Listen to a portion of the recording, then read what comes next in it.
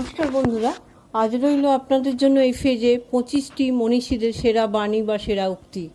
আমাদের সমাজ মনের ভিতর নানা ধরনের সমস্যা বা কুসংস্কার দূর করতে আমাদের প্রকৃত শিক্ষায় শিক্ষিত হওয়ার জন্য এই বাণী বা উক্তি পড়া উচিত। আশা করি তোমাদের ভালো লাগবে।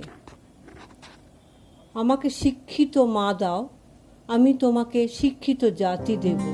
এটি কার উক্তি বা বাণী? উত্তরটি হলো নেপোলিয়ান বোনাপার্ট। স্বর্গের দাসত্ব করার চেয়ে নরকের রাজত্ব করা অনেক ভালো। কার উক্তি? উক্তিটি হলো জন মিল্টনের। মেধা থাকলেই তাকে মেধাবী বলা যায় না। মেধাবী হলো সে যার মধ্যে না থাকা সত্ত্বেও চেষ্টা দিয়ে নিজেকে এগিয়ে নিয়ে যায়। রেদওয়ান মাসুদ। এর পরের উক্তিটি হলো, যে নদীর গভীরতা বেশি তার বয়ে যাওয়ার শব্দও কম। বাণীটি কার? বাণীটি হলো জন লিপগেট। স্বপ্ন সেটা নয় যেটা মানুষ ঘুমিয়ে ঘুমিয়ে দেখে, স্বপ্ন সেটাই যেটা পূরণের প্রত্যাশা মানুষকে ঘুমোতে দেয় না। উক্তিটি কার? APJ আব্দুল কালামের। সফল মানুষেরা কাজ করে যায়, তারা ভুল করে, ভুল শোধরায়, কিন্তু কখনো হাল ছাড়ে না। এই উক্তিটি কার? এই উক্তিটি হলো কনরাড হিল্টনের। সাফল্যের মূল মন্ত্র হলো, যা আমরা ভয় পাই তার ওপর নয়, বরং আমরা যা চাই তার ওপর আমাদের চেতন মনকে কেন্দ্রীভূত করা। এটি ব্রায়ান ট্রেসির উক্তি। অন্যকে বারবার ক্ষমা করো, কিন্তু নিজেকে কখনোই ক্ষমা করিও না। এই উক্তিটি কার? এই উক্তিটি হলো সাইরাসের। প্রেমের আনন্দ থেকে থাকে স্বল্পক্ষণ, কিন্তু বেদনা থাকে সারাটি জীবন। এটি কার উক্তি? এই উক্তিটি হলো রবীন্দ্রনাথ ঠাকুরের।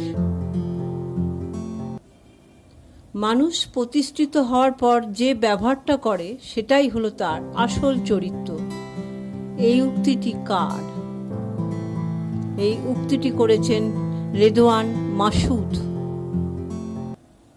এই বিশ্বে স্থায়ী কিছুই না, এমনকি আমাদের সমস্যাগুলিও না। এটি কার বাণী বা উক্তি? এটি চার্লি চ্যাপলিনের। এই পৃথিবী কখনো খারাপ মানুষের খারাপ কর্মের জন্য ধ্বংস হবে না। যারা খারাপ মানুষের খারাপ কর্ম দেখেও কিছু করে না, তাদের জন্য এই পৃথিবীটি ধ্বংস হবে। এটি বলেছেন আইনস্টাইন। হ্যাঁ বা না, এই কথা দুটো সবচেয়ে পুরনো এবং সবচেয়ে ছোট, কিন্তু এই কথা দুটো বলতেই সবচেয়ে বেশি ভাবতে হয়। কার বাণী? এটি পিথাগোরাসের বাণী। আপনি যদি গরিব হয়ে জন্ম নেন তাহলে এটা আপনার দোষ নয়, কিন্তু যদি গরিব থেকেই মারা যান তবে সেটাই আপনার দোষ। উক্তিটি কার? উক্তিটি বিল গেটসের। প্রাপ্তি আর প্রত্যাশার পার্থক্য হলো দুঃখ, তাই নিজের প্রত্যাশাটা একটু কমিয়ে ফেলুন, দেখবেন আপনার দুঃখও কমে গেছে। এই বাণীটি কার? এটি হলো রেদওয়ান মাসুদের বাণী। কথাবার্তায় ক্রোধের পরিমাণ খাবারের লবণের মতো হওয়া উচিত। পরিমিত হলে রুচিকর, অপরিমিত হলে ক্ষতিকর। বাণীটি কার? বাণীটি হলো প্লেটোর। অর্থ মানুষকে পিশাচ করে তোলে, আবার অর্থই মানুষকে মহৎ করে তোলে। এই উক্তিটি কার? এই উক্তিটি হলো ক্যাম্বেলের। পরের উক্তি, সাহস নিয়ে বেঁচে থাকো, না হয় মরে যাও। এই বাণী বা উক্তিটি কার? এই উক্তিটি হলো মেরিডিথের। অসহায়কে অবজ্ঞা করা উচিত নয়, কারণ মানুষ মাত্রই জীবনের কোনো না কোনো সময় অসহায়তার শিকার হবে। এই উক্তিটি কে করেছেন? এই উক্তিটি করেছেন গোল্ডস্মিথ। যদি খুব ভালো কিছু করতে না পারো, তবে ছোট কাজ খুব ভালো করে করো। এই উক্তিটি কার? এই উক্তিটি করেছেন নেপোলিয়ান হিল। পরের উক্তি, গোপন কথা তোমার গোলাম, ফাঁস করে দিলে তুমি তার গোলাম। এটি কার উক্তি?